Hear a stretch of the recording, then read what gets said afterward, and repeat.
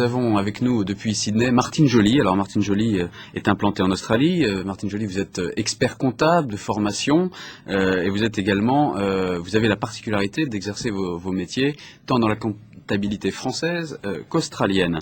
Et vous conseillez également les entreprises. Alors, dans leur installation à Sydney, quels sont en général, Martine, les problèmes majeurs qu'ils rencontrent lors de leur installation? Comme toute installation à l'étranger, les problèmes sont nombreux, allant du choix des produits, en passant par la création de la structure et le management au jour le jour, tout est bien sûr différent. Mais le plus gros problème est ailleurs et commun à tous, obtenir le ou les précieux visas. Il faut être conscient que le processus d'agrément est souvent plus long que prévu. Que peut-on faire en attendant les visas?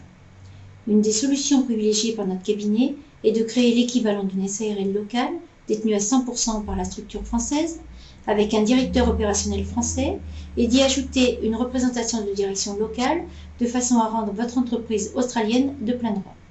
À titre d'exemple, dirigeant ayant, durant son voyage de prospection, entrevu la possibilité de répondre favorablement, de par sa technicité, à des appels d'offres.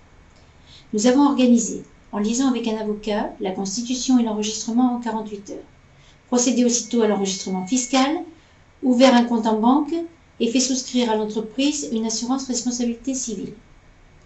Grâce à tous ces éléments, notre client a complété et déposé ses dossiers avant la date limite.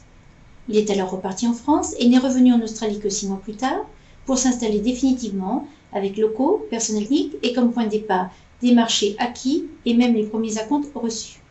Autre exemple, entreprise désireuse d'introduire un prototype de matériel écologique. Un voyage de prospection effectué l'an dernier et rencontre avec notre cabinet à cette occasion. Aujourd'hui, les travaux sont en cours de finition et le manager nous recontacte pour ne pas perdre son avantage technologique. L'entreprise décide de créer à partir de la France une structure locale pour réceptionner le prototype qui part de Marseille vers Sydney dans quelques jours. Mise en relation et coordination avec un avocat local, immatriculation de la société, enregistrement fiscal et réception des numéros, équivalent SIRET-Sirène, sans oublier l'ouverture d'un compte en banque, le tout réalisé en moins d'une semaine.